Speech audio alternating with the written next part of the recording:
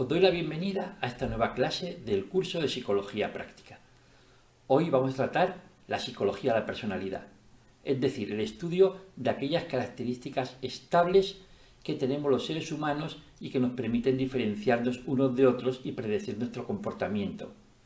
Es por lo tanto un tema totalmente diferente del que hemos dado en las demás clases en las que nos hemos referido a las características generales que todos los seres humanos compartimos. Al final de la clase trataremos con detalle lo que es en este momento la teoría más aceptada y que de alguna forma es la dominante dentro de la psicología de la personalidad, la teoría de estos 5 grandes rasgos que trataremos con detalle.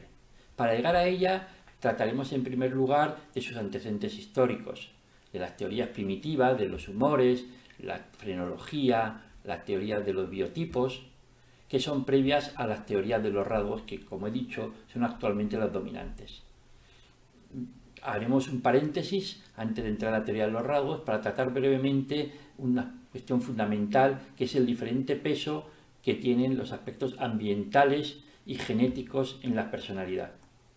Un tema tan interesante como controvertido y como difícil de definir claramente. Haremos una referencia a una cuestión que cada vez tiene más importancia para entender el efecto de los genes en el comportamiento y la relación entre la personalidad y los genes, que es el estudio de la epigenética. Entrando ya en las teorías de los rasgos, iremos recorriendo brevemente el camino que nos lleva desde las primeras teorías léxicas del análisis de los miles de adjetivos diferentes que utilizamos los seres humanos en el lenguaje común para definir nuestras características psicológicas, y veremos cómo poco a poco las distintas investigaciones, los análisis matemáticos multifactoriales van depurando esos factores para conseguir un número cada vez más reducido, que sean factores realmente diferenciados, realmente importantes y realmente con un sustrato biológico que permita asegurar que se trata de factores diferenciados y permanentes. Llegaremos a Cattell, que tiene una importancia decisiva en el estudio de la personalidad, y sus 16 PF, es decir, sus 16 factores de personalidad, de los que finalmente se extraerán esos 5 grandes factores que estudiaremos al final de la clase.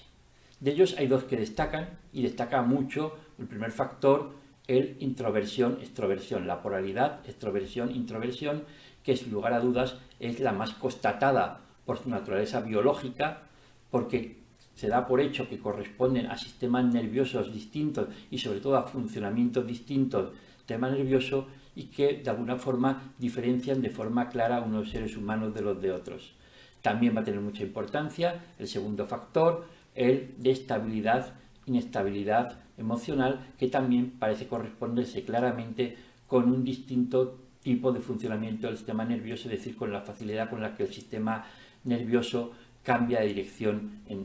de un momento determinado. Los otros 3 factores, que también estudiaremos aunque con menos detalle, completan formando parte de esos 5 grandes factores, son quizá menos definidos, por lo que probablemente podrán ser depurados en un tiempo próximo. También está menos clara su naturaleza biológica, se extraen más bien, como digo, de resultado de un análisis multifactorial de los 16 factores principales. Por lo tanto, esta teoría de los 5 grandes rasgos puede considerarse una teoría en evolución, muy constatada en los 2 primeros rasgos, como he dicho, introversión y estabilidad, inestabilidad emocional, y de alguna forma en proceso de depuración en estos 3 rasgos siguientes, cuya naturaleza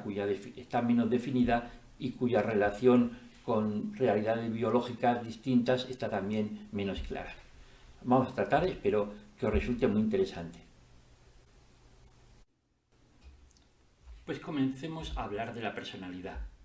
¿Cuáles son y a qué se deben los rasgos que diferencian a unos seres humanos de otros? Si pensamos a qué nos referimos cuando hablamos de la personalidad, vemos que estamos hablando de ese conjunto de características relativamente estables en el tiempo y las situaciones que nos diferencian a unos seres humanos de otros y que sirven para predecir nuestro comportamiento. Por lo tanto, tienen que ver con nuestras actitudes, con nuestros hábitos, con nuestros comportamientos, con nuestro temperamento, etc. Un tema esencial en todo el tema de la personalidad es hasta qué punto está inducido por la genética o por el ambiente. Es evidente que ambos determinan nuestra personalidad, pero la proporción en que estos dos factores influyen es justamente una de las cuestiones más importantes, más centrales y también, lógicamente, más debatidas en psicología.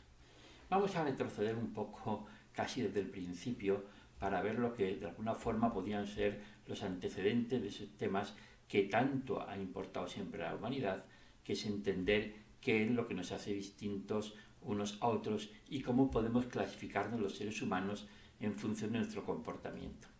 Si miramos para atrás, un antecedente histórico que tuvo una gran influencia durante siglos y que de alguna forma aún quedan rastros de él en la cultura colectiva,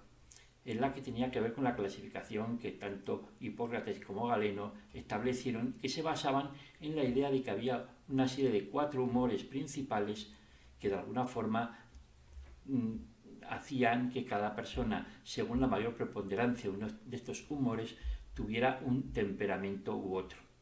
De esta forma, el sanguíneo, aquel que estaba predeterminado por la sangre, eran personas valientes y alegres. Los melancólicos tenían tendencia a la tristeza, al abatimiento, eran soñadores, fácil de conmover y su comportamiento estaba determinado por la preponderancia de la bilis negra, que era el segundo humor que se consideraba que existía. Los coléricos eran personas impulsivas, fáciles de enfadar y estaban dominados por la bilis amarilla. Y los flemáticos, que como su nombre indica, estaban dominados por la flema, tenían sangre fría, apasionados y de gran energía. Fácilmente entenderéis que todo esto no tiene nula validez desde el punto de vista científico y ni siquiera la propia teoría de los humores tiene más base que los conocimientos que se tenían entonces lógicamente muy limitados sobre el funcionamiento del cuerpo humano. Ya muchísimo más reciente, dando un gran salto en el tiempo, pero además con una validez científica similar a la anterior, aunque sea muy reciente, puesto que, como vemos, Gall, que fue quien creó la frenología, que es a lo que ahora nos vamos a referir, pues falleció en el siglo XIX. La frenología ha tenido una gran influencia que casi de alguna forma nos toca el siglo XX y también ha dejado, sin lugar a dudas, algunos rastros en la cultura colectiva, pero sobre todo, ya digo, durante mucho tiempo fue una teoría que, aunque ahora nos pueda parecer sin fundamento, pues tuvo una gran influencia. Se trataba de la idea de creer que el cráneo, sobre todo las preponderancias del cráneo, se corresponderían con características psicológicas. Eso hacía que el estudio del cráneo podía permitir entender cómo era una persona. Eso tiene muchos correlatos, pero uno evidente es la idea de la predestinación respecto al comportamiento. Una gran parte de estas investigaciones tenían que ver por analizar muchas veces post-mortem las diferencias entre el cráneo de una persona que había tenido éxito intelectual, inteligente, y sobre todo a lo que más se dedicaron muchos de estos estudios era a comprobar que existía un tipo de cráneo, un tipo de distribución cerebral que se correspondería con aquellas personas que tenían que era lo que después llamaría lombroso delincuentes natos, es decir, la predisposición de personas a ser delincuentes, a ser agresivos, y que estaba de esa forma determinado biológicamente la tendencia al delito. Como comento, esa teoría lombrosiana que se corresponde con la idea de un delincuente nato, pero que se engloba en general con la idea de que las protuberancias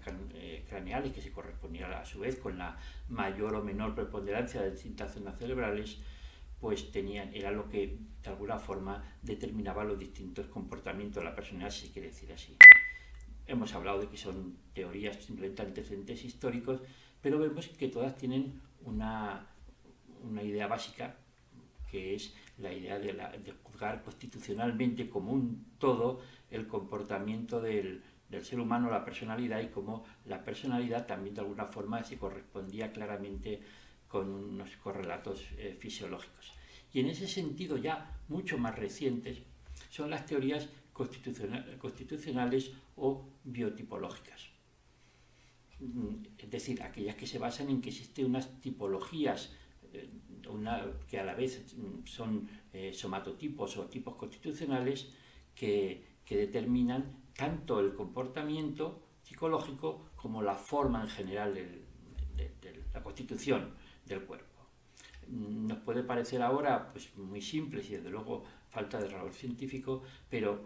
prácticamente también llegan casi a nuestros días, han sido muy influyentes. Si decimos que las anteriores, a pesar de que nos puedan parecer pues, alejadas de cualquier base científica, fueron muy influyentes, estas fueron muy influyentes hasta muy bien entrado el siglo XX, todo el siglo XX. Se basaban, como vamos a ver a continuación, en esa idea general de la constitución o biotípico que engloba en una forma general una forma de ser y un aspecto físico. Y que además, lógicamente, todos tendrían una base biológica en un sustrato biológico que tendría una relación directa con lo que son los genotipos, es decir, con una base con nuestro ADN, aunque entonces no se explicaba de esta forma. Los tres biotipos de Kettmann, las dos clasificaciones de Kettmann y de Sherlock, en el fondo son muy similares, las reflejo aquí, pero son muy parecidas y bueno, simplemente casi ahora ya la anterior curiosidad histórica, esto es curiosidad histórica y un poco porque, como digo, han formado parte de la cultura psicológica, psiquiátrica y muchos otros aspectos y llega casi hasta nuestros días esta influencia. Es la idea de que existen personas listosomáticas, es decir, la persona delgada y alta, a la que solemos asociar con alguien introvertido. En la categoría de Kettmann además se asociaba con una tendencia a un tipo de trastorno psicológico. Entonces, las personas delgadas y altas se corresponderían con la esquizofrenia. En la clasificación de Sheldon, que es parecida, ese sería lo equivalente al endomorfo. El atlético, el que todos relacionamos con una persona musculosa, serían fuertes, agresivos y dominantes, y su tendencia como trastorno sería la epilepsia. Es más o menos similar a la idea de mesomorfo. Sheldon lo relaciona con la preponderancia de una u otra zona dentro del embrión, pero ya digo que estos son, hasta este momento son casi curiosidades históricas. Y el pímnico, que se corresponde con esa idea que tenemos de que alguien de forma redondeada, poco musculosa, es una persona gorda, que tenemos incluso dentro de la cultura colectiva la idea de que son personas más sociables, expansivas y vitales. En la clasificación de Kettmann tendrían tendencia a la psicosis maníaco-depresiva, y en la calificación de Sherlock serían ectomorfos. Ya digo que son dos clasificaciones que tuvieron una enorme repercusión durante el siglo XX sobre todo, cuya base científica es podemos decir, casi nula o al menos es mínima, aunque se corresponde, como también decimos, con unas ideas culturales generales, esa idea de que de una cierta constitución. He dicho antes de que las personas más bien pues gordas o obesas tendían a ser más bonachones y que en cambio pues las personas delgadas y altas tendrían que ser más introvertidas. Pero bueno, en principio hay unos pequeños matices también dentro de cada una de las teorías que no vamos a estudiar, porque frente a las teorías modernas que son las que actualmente son dominantes de los rasgos y la búsqueda de ese enlace directo entre la teoría y una base biológica basada en el ADN, pues no tendrían, ya digo, salvo parte de su influencia histórica, mayor interés. Como curiosidad, enseño aquí algunos dibujos sacados de internet que reflejan en la práctica esas ideas, y también un poco hasta qué punto, puesto que ya digo que son imágenes actuales, pues hasta qué punto esa idea constitucional, esa idea de biotipos constitucionales, pues sigue siendo algo que tiene una gran influencia en la cultura colectiva. Sin embargo, para entrar y acercarnos a lo que hemos comentado antes, a la teoría de los rasgos, que es actualmente la predominante, tenemos que relacionar todo lo que hemos visto hasta ahora, que en esencia es todo lo anterior a la teoría de los rasgos, y vemos que se basa en esa idea general de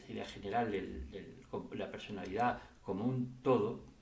Vamos a entrar en lo que es el punto esencial primero de los rasgos, porque como también hemos comentado, solo tiene sentido hablar de personalidad si podemos hacer una relación entre esas características que hemos dicho y algún componente genético o de ambiente que lo explicase. Partimos de la base de que la personalidad, por supuesto, está fuertemente determinada por los genes, pero no en la forma que lo reflejan las teorías que hemos visto hasta ahora. La naturaleza de la influencia genética es muchísimo más compleja, no es tan sencillo como un todo o que haya un gen específico que determinase los rasgos de personalidad, sino que la personalidad es un resultado que tiene que ver con una interacción de los genes, de distintos genes entre sí con el ambiente de una forma extremadísimamente compleja y distinta en cada persona.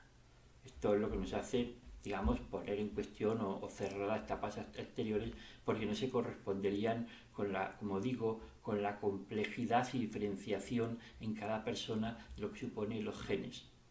Puesto que, como vemos también, son pequeños cambios, la combinación más bien de pequeños cambios en el ADN son los que determinan la personalidad, las habilidades, las aptitudes y en general el funcionamiento cerebral de una forma, repito, extremadamente compleja, de la cual no se conocen aún todas las claves, pero que desde luego permiten entender que son interacciones que si queremos entender esa relación entre el ADN y una característica concreta hay que entrar en ese, como vamos a ver en la teoría de los rasgos, es entender cómo cada uno de los genes concretos, cada una de las pequeñas mutaciones de genes, variaciones, perdón, de los genes, puede determinar rasgos que después interactúan entre sí. Por lo tanto, los genes, más que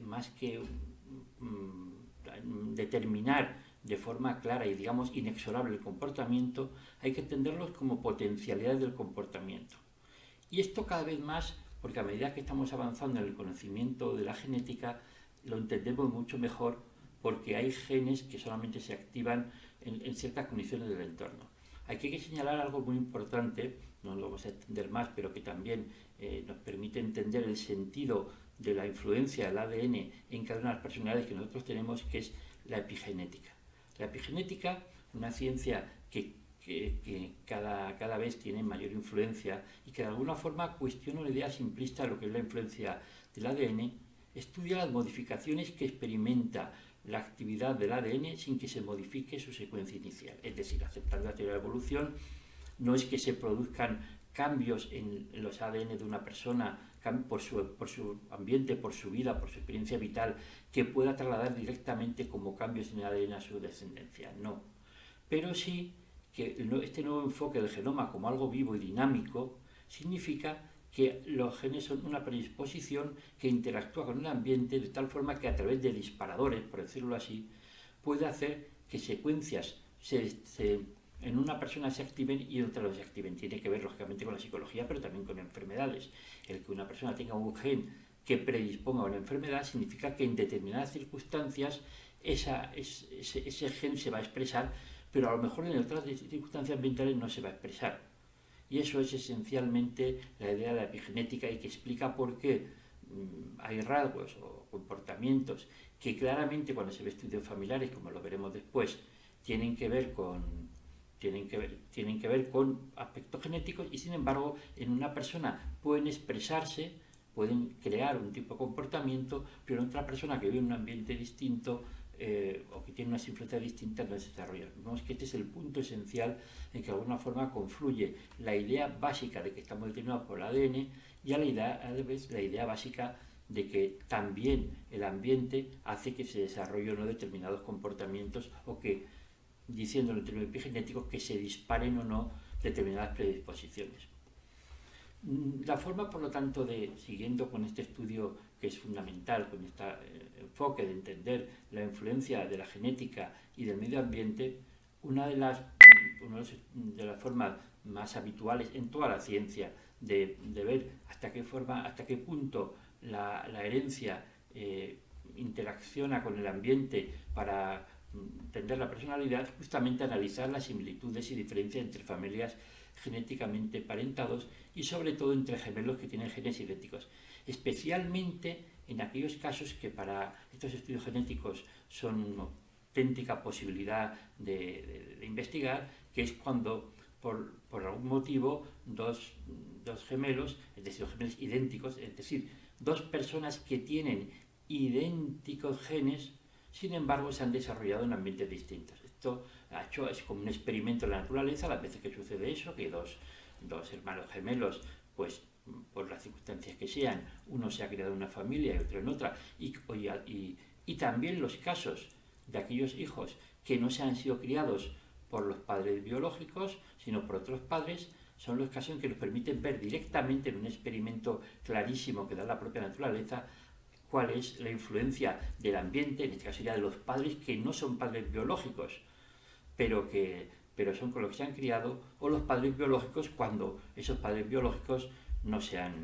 nos han criado. Y de la misma forma pensamos en los casos de los gemelos que han sido criados en distintos ambientes. Comparten los mismos genes, pero distintos ambientes, lo cual nos permite, como digo, en un experimento de naturaleza, comprobar hasta qué punto es diferente o no es diferente los comportamientos. Bueno, en términos muy generales, siempre se parte de la idea, y además,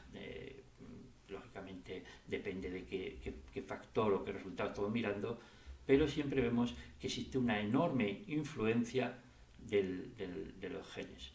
Bueno, cuando se trata, por ejemplo, de gemelos idénticos, incluso si han sido criados en ambientes diferentes, la correlación general de las características psicológicas se suele situar en términos del 0,5, es decir, una altísima. Pensemos lo que estamos diciendo, dos personas que comparten genes pero que no comparten ningún tipo de influencia ambiental, sin embargo, personas que probablemente no se conocen, sin embargo, son extremadamente parecidos a nivel estadístico, un 0, incluso más que los hermanos no gemelos, que solo es el 2,020. Esto, ya digo que son estudios que se repiten, además esta cifra del 0,5 tiende a repetirse mucho en muchos estudios, parece que nos está dando una idea clara de decir, bueno, hasta qué punto es enorme la influencia, o es mayoritaria la influencia de los genes, hasta si vemos que personas que comparten los mismos genes tienen ese 0,5 enorme de determinación de igualdad en todos los aspectos psicológicos, pero claro, también podíamos verlo, como hemos dicho en otro apartado del curso, de otra forma, que hay un 0,5 que no está determinado por los genes. Es decir, que aún en los casos extremos de personas que comparten los mismos genes, su comportamiento no es idéntico. De alguna forma podemos concluir en este apartado, si lo queremos decir así, en algo obvio: influyen los genes e influyen los ambientes. Y hasta esa cifra del 0,5, que puede resultar como interesante porque deja el punto en la mitad de esa influencia, de que, como si digásemos afirmar que experimentalmente diríamos que la mitad de la influencia corresponde a nuestros genes y la mitad del ambiente, lógicamente esa conclusión, que puede parecer interesante, es demasiado simplista. Tenemos que acabar diciendo entonces que efectivamente parece que la influencia del biológica es mucho más grande, nos parecemos mucho más a los padres biológicos, aunque no nos hayan criado, que a los padres adoptivos que nos han criado. Estamos mucho más influidos por los genes probablemente que por el ambiente, pero si entendemos el ambiente en un sentido muy amplio, es decir, no solamente la influencia de nuestros padres, sino la influencia de toda nuestra experiencia, todo lo que nos ha pasado, y la forma en que, como he visto por la epigenética, influye el ambiente para que se desarrollen o no desarrollen determinados genes, podemos concluir que efectivamente, incluso para fijar la personalidad, hay una influencia muy intensa de los genes que no podemos olvidar, pero también una influencia muy intensa del ambiente. Y dicho esto, vamos a entrar ya en las teorías de los rasgos, que de alguna forma es el comienzo de la idea de la personalidad y la medición de la personalidad, del concepto de personalidad actualmente preponderante y al que vamos a referirnos todo el resto de la clase. Vamos a comenzar el estudio de los rasgos de personalidad. Los estudios actuales, los más influyentes y contrastados, se basan justamente en este concepto de rasgo, como ya hemos dicho.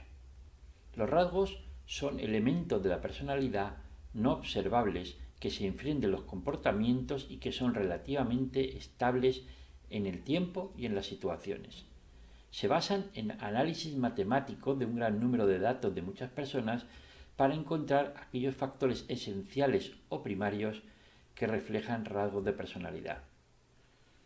Estos rasgos, frente a la concepción que podíamos denominar idiocrática, es decir, como características que definen a un solo individuo, se considera una dimensión general que tenemos todas las personas en distinta magnitud, es decir, una concepción nomotética. ¿Qué significa esto? Que no definimos que una persona es agresiva o introvertida como rasgo único que la diferencia de las demás personas. Todos tenemos el rasgo de, por ejemplo, agresividad o de introversión frente a la extroversión en determinada medida. Y justamente lo que nos diferencia no es los rasgos, uno u otro, que uno los tenga y otros no, sino que esos mismos rasgos los tenemos todas las personas, pero en determinada medida. Y es justamente el diferente peso o ponderación que cada rasgo tiene en las diferentes personas lo que define la personalidad de cada uno. Es decir, compartimos todos los mismos rasgos, pero los tenemos en diferentes medidas. Como antecedentes del modelo de estos grandes 5 rasgos al que nos vamos a referir y que, como ya hemos dicho en la presentación, forman parte de la teoría más aceptada actualmente para entender la personalidad, debemos referirnos a la teoría léxica de Galton, que de alguna forma es la base de todas ellas. Él establece que las diferentes características de personalidad están ya presentes en los adjetivos del lenguaje común, que por lo tanto lo que tenemos que hacer es extraer de esos adjetivos aquellos rasgos a partir de una reducción, es decir, eliminamos, como vemos que hizo Galton, de esos enorme cantidad, miles de adjetivos que se usan en el lenguaje común, aquellos que consideramos que son observables y permanentes, y como veremos se va eliminando progresivamente aquellos en los que hay solapamiento, que significan lo mismo, aquellos que de alguna forma se parecen demasiado a otros o que no forman parte de rasgos primarios, que podamos considerar que tienen validez esos adjetivos como rasgo psicológico. Otro antecedente muy importante es el Eysenck. Él, mediante un análisis factorial, determina que existen 2 dimensiones básicas que tienen base genética y que están asociados a los circuitos cerebrales. Sería el de extroversión frente a la introversión y neuroticismo frente a estabilidad, en esos rasgos con 2 dimensiones o 2 polaridades que van de un lado para otro. Esto es importantísimo, puesto que si nos fijamos ya en Eysenck están los 2 rasgos principales a los que nos vamos a referir dentro de esos 5 grandes, los 2 principales de mayor constatación genética y que, como dice, están asociados a circuitos cerebrales, están ya presentes en él, de alguna forma avalando la universalidad y validad al menos de esas 2 primeras dimensiones de los grandes rasgos. Además, Eysenck crea un instrumento de medida que permitirá medir estos 2 grandes rasgos principales y que ha tenido también mucha repercusión en la psicología, el inventario de personalidad de Eysenck, que además de estas dimensiones posteriormente avanza y mide otra dimensión, pero este no es el tema al que nos vamos a detener ahora. A partir de estas 2, de alguna forma, bases principales, tenemos a Cartel, que podemos considerarle el padre de este modelo de los 5 grandes. ¿Por qué? Primero parte de la hipótesis lingüística a la que hemos referido y hace una reducción mayor aún de los rasgos iniciales a 171, y a partir de ahí, mediante un análisis matemático muy serio, factorial, encuentra 16 rasgos básicos que serían los que definirían esencialmente la personalidad de cada uno. Estos rasgos básicos, 16 rasgos básicos, son la base de su cuestionario 16PF, es decir, 16 factores de personalidad, que es sin duda el más influyente y utilizado en psicología, y dentro de la psicología de la personalidad, sin duda el más influyente. Tanto así que, aunque no es un cuestionario específicamente clínico, sí que se hace mucho uso de él en la clínica, y de hecho se hace uso en una gran parte de aspectos de la psicología. Este cuestionario consta de 187 preguntas y, a partir de sus respuestas, ofrece una medición cuantitativa en cada persona de cuáles son esas 16 dimensiones o rasgos básicos de personalidad. Importante es que a partir de él vamos a ver cómo se acerca al modelo de los 5 grandes. De hecho, el cuestionario en sus versiones más modernas se llama 16PF, 5. ¿Por qué? Pues porque a partir de los 16 esos rasgos básicos, descubriendo factores comunes en esos 16 rasgos, aún reduce más y llega a los 5 dimensiones globales que en gran parte se asemejan y se parecen mucho a los 5 grandes rasgos de personalidad, que son los que vamos a estudiar a continuación. A partir de estos de 16PF va a venir una evolución, como acabo de decir, en la cual pues se crea el modelo de los 5 grandes, que es el que podemos considerar actualmente un modelo en evolución, en perfeccionamiento, pero que en este momento es el modelo más influyente y que, como hemos visto, procede en principio de la edad de Caster. El modelo de los 5 grandes rasgos, entonces, que es el más ampliamente utilizado y aceptado hoy, se basa en que existen 5 grandes rasgos de personalidad cuya combinación daría como resultado la personalidad de cada individuo. Estos rasgos son extroversión, neuroticismo, responsabilidad, apertura al cambio y amabilidad. Lo importante de los rasgos, sobre todo en los dos primeros, es que su base genética parece estar muy acreditada, lo cual es fundamental, como hemos dicho, en los rasgos de personalidad, que se entienda que para hablar de su permanencia y de la posibilidad de que sean rasgos importantes entre la persona, hay que establecer una relación justamente de alguna forma con circuitos cerebrales o lo que es lo mismo, con bases genéticas. Repetimos que en el caso de la extroversión y neuroticismo parece que es en los que está más acreditado esa influencia genética, esa base genética, aunque todos ellos, por definición, compartirían, como también hemos hecho referencia, esa doble influencia de los factores ambientales y los factores genéticos. Por lo tanto, aceptamos en general que esos 5 grandes rasgos están creados por factores tanto ambientales como genéticos, y que en el caso de la extroversión y neuroticismos está mucho más acreditada esa base genética, que puede resultar un poco más dudoso, como vamos a ver en los otros 3 grandes rasgos.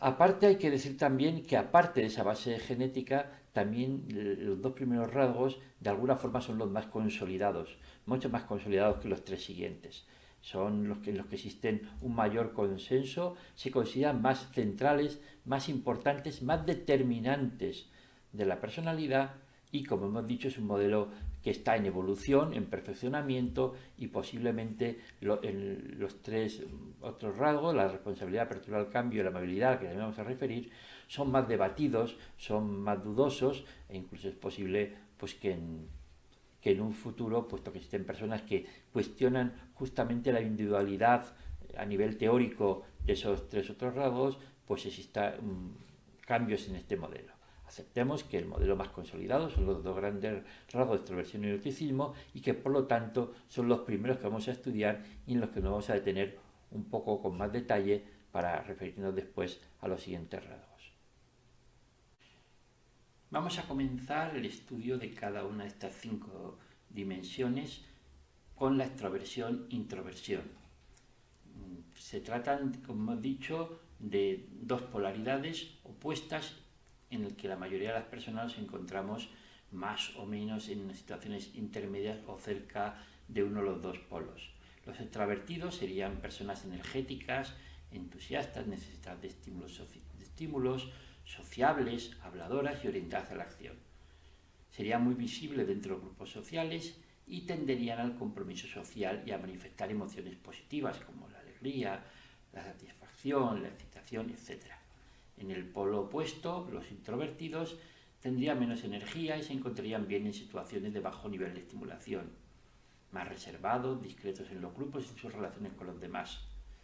Tienden a ser introspectivos y a encontrarse mejor solos que en situaciones sociales muy animadas. No obstante, hay que decir que en situaciones en que se encuentran cómodos en grupos sociales, pueden ser tan sociales cerrados,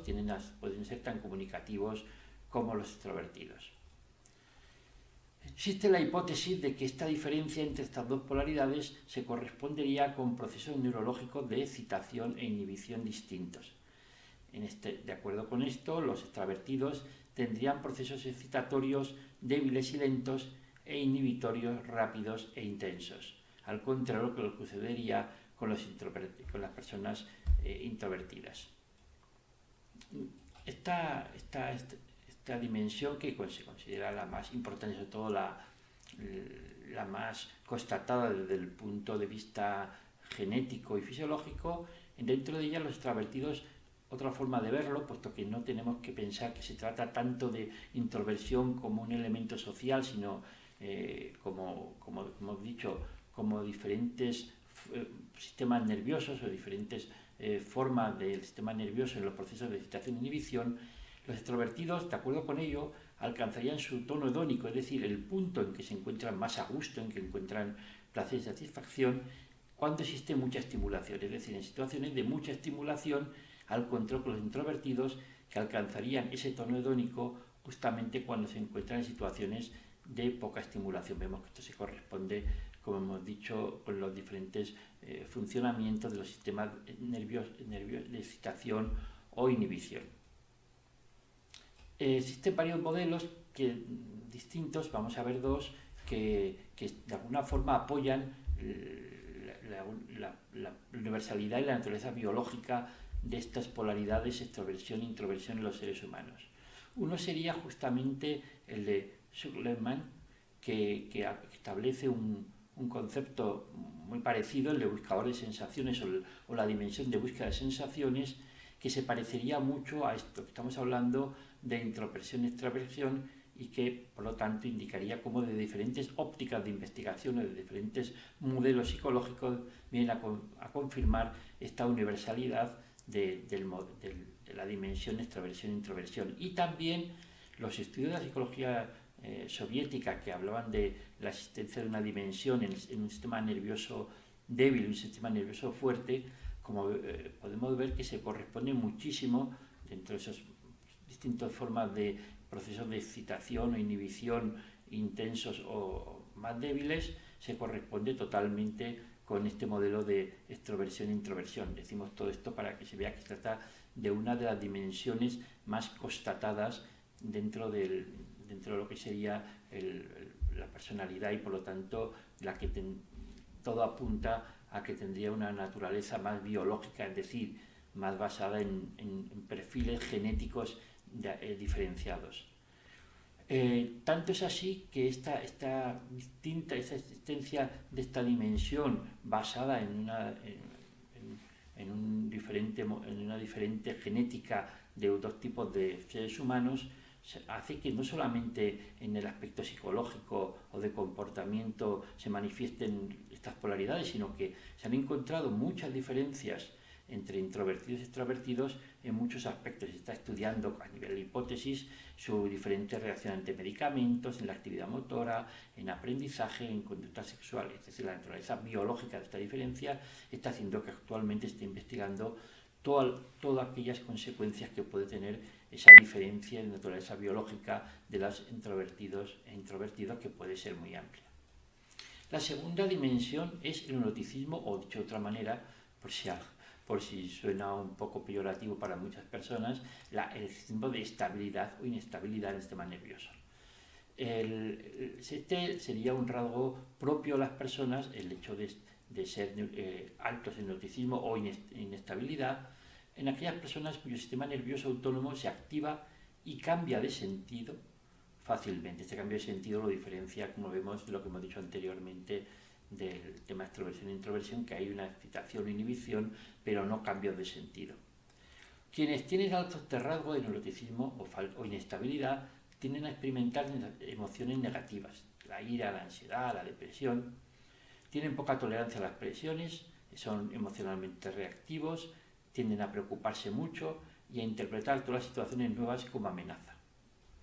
Sus reacciones negativas son prolongadas en el tiempo, de forma que en la práctica estas personas se encuentran alteradas o de mal humor con frecuencia.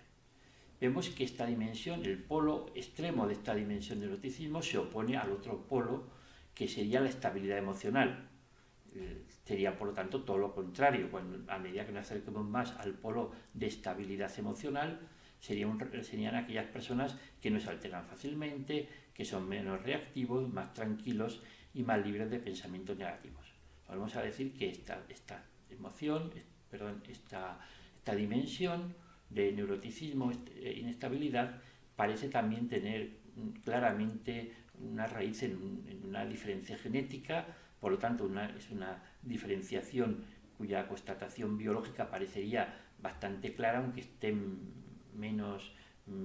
poco menos experimentada que la anteriormente que hemos dicho,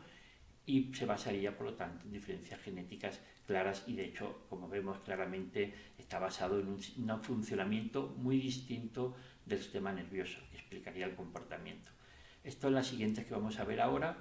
La primera es apertura al cambio, a la experiencia. Ya no está tan clara como las tres, vale lo que voy a decir ahora para las tres siguientes. Por contraste con las dos primeras, estaría menos definida la dimensión y menos constatada justamente su base genética o su base biológica. Esto hace que de alguna forma son dimensiones que es posible que con la evolución de la investigación pues se vayan depurando. Las personas con apertura al cambio se situarían entre dos polos, inventivas y curiosas en uno, y en el lado contrario, consistentes, cautos. En el extremo positivo supondrían personas con atracción por la emoción, por las aventuras, por las ideas diferentes, con gran curiosidad intelectual, deseo de vivir, experiencias distintas e independencia de juicio. De la misma forma, además de esto, ese polo supondría una mayor curiosidad intelectual, sensibilidad al arte, a la belleza, a la creatividad, preferencia por la novedad y por la variedad. Vemos que es un rasgo que además vemos como en la dimensión apertura al cambio parece que se trata de una dimensión como muy favorable, pero es un rasgo discutido justamente porque sus elementos no están bien definidos. De alguna forma se solapa mucho con la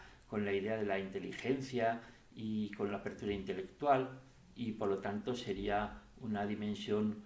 que estaría aparentemente muy correlacionada justamente con la inteligencia. Incluso sería parte de ella, por lo que son los motivos por los que aquellos investigadores que de alguna forma ponen en cuestión la existencia como factor indiferenciado sin otras correlaciones de esta dimensión, pues la ponen en duda, o al menos piensan que habría que reelaborarla. La cuarta de las 5 grandes dimensiones sería responsabilidad y escrupulosidad. La dimensión eficiente organizado se opondría en este caso a la inconstante descuidado. En el lado positivo de la dimensión, es decir, mayor responsabilidad o escrupulosidad, mostraría tendencia a ser organizado, eficiente, tenaz, escrupuloso, autodisciplinado, puntual, inteligente, y por lo tanto supone preferir la planificación frente a lo imprevisto y a lo espontáneo. Vemos que efectivamente planteada así sea una dimensión favorable. De hecho, se hace referencia a ella a veces con el término concienzudo para explicar esta misma idea, es decir, personas planificadoras, cuidadosas, persistentes para obtener la meta, etc. Y en cambio, en el lado opuesto, que vemos que parecería tener connotaciones más negativas, serían personas descuidadas, informales, laxas e inconstantes. Con esta definición que hemos hecho, no extraña que las personas que puntúan alto en responsabilidad o que están más cerca del polo responsabilidad y escrupulosidad, pues resultan personas más positivas y adaptadas y preferibles tanto desde el punto de vista laboral como social. Es verdad que en los casos extremos de tener una puntuación alta, estar cerca del polo extremo de responsabilidad y escrupulosidad, pues pueden tener algunos aspectos negativos. Por ejemplo, excesivo perfeccionismo, adicción al trabajo y sobrevaloración del éxito de las tareas. Ya digo, en los casos más de llegar prácticamente al extremo en esta dimensión. La siguiente y última de las dimensiones sería amabilidad, afabilidad. Las personas que están en un extremo serían amables, compasivas, mientras que están en otro extremo estarían analíticas independientes. pues vemos que se refleja esencialmente un tipo de tendencia, actuación o comportamientos en las relaciones interpersonales. El lado positivo, es decir, alto en amabilidad y afabilidad, serían personas afables, cooperativas, altruistas, consideradas y sensibles hacia los demás,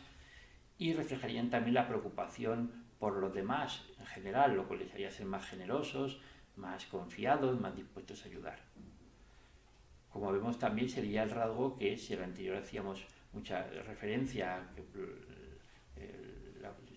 lo favorable que podía resultar para la tarea y para las situaciones sociales generales y para también las situaciones laborales, en este caso este rasgo se correlacionaría con la calidad de las relaciones personales y de la amistad. Las personas que puntúan alto en amabilidad y afabilidad serían más capaces de establecer relaciones positivas con las otras personas. En el lado opuesto, pues diríamos que serían personas poco compasivas, cariñosas, escépticas, defensivas, desconfiadas, antagonistas con los demás. Esto les haría ser egocéntricos, críticos, competitivos y despreocupados por el bien ajeno. Por lo tanto, este tipo de personas, ya digo, las que puntuasen cerca del nivel extremo en esta dimensión, serían personas que tienen dificultad para las relaciones sociales, que no tienen lazos fuertes de amistad y que resultan de alguna forma antipáticos. Sin embargo, como todo tiene sus inconvenientes, aparentemente puede parecer que es una dimensión en la que siempre es preferible, y así lo es, estar hasta el lado de amabilidad y de afabilidad, pero a nivel global, digamos, a nivel social, la existencia de personas que de alguna forma se acercan a otro polo también tendrían factores que podrían ser positivos, porque justamente su escepticismo y su pensamiento crítico les permite, más que a los que están en el polo extremo, digamos, más que puede llegar hasta un cierto punto de ingenuidad, la amabilidad y la afabilidad extrema, pues los que se acercan más a otro punto pueden aportar análisis objetivos de la realidad y de la ciencia. Estas serían las 5 dimensiones fundamentales. Queda solo por decir que aparte hemos visto el recorrido que hemos hecho de las teorías constitucionales de alguna forma más biológicas y más globales hasta la teoría de los rasgos, y concretamente la que actualmente es predominante, los 5 rasgos. Bueno, invito ahí en internet varios enlaces o varias posibilidades de realizar un test para medir personalmente los 5 grandes, y que además, de paso, aparte de conocer la puntuación que dan estos cuestionarios a cada una de las personas y los realizamos, pues también vale de alguna forma para ir mejorando la calidad de los test, contribuyendo a mejorar la calidad de los test, puesto que lógicamente los cuestionarios y las mediciones, cuanto más personas los realizan, pues va aumentando su validez. Entonces os invito, ya digo, a todos si queréis, al acabar esta clase, pues probar primero a pensar la propia valoración de cada una de las en cada una de las dimensiones, autosituarse uno personalmente en una escala de 1 al 10, y después pues tener un poco la inquietud o la curiosidad de coger cualquiera de los enlaces avalados y serios, que hay varios en internet, para medir estas dimensiones mediante cuestionarios más o menos avalados, y ver si se corresponden, y además de alguna forma pues sacar también las propias consecuencias para la propia vida. De hecho, las 2 primeras dimensiones, que hemos comentado que son las que tienen más base biológica, pues nos están dando una pista, sobre todo la primera, de qué tipo de actividades, qué tipo de cosas nos pueden llegar a nuestro nivel hedónico, que se parece a en qué momento, qué tipo de situación social y en general de estímulos tenemos que buscar si queremos encontrarnos felices, puesto que es muy importante, quizá desde el punto de vista del bienestar psicológico, conocerse a sí mismo, darse cuenta de que todos tenemos sistemas nerviosos y biológicos distintos, y que adecuarnos a ellos, puesto que nos van a acompañar toda la vida, tienen base genética, pues que adecuarnos a ellos nos hará sentirnos mucho mejor. Pues un saludo y hasta la próxima clase.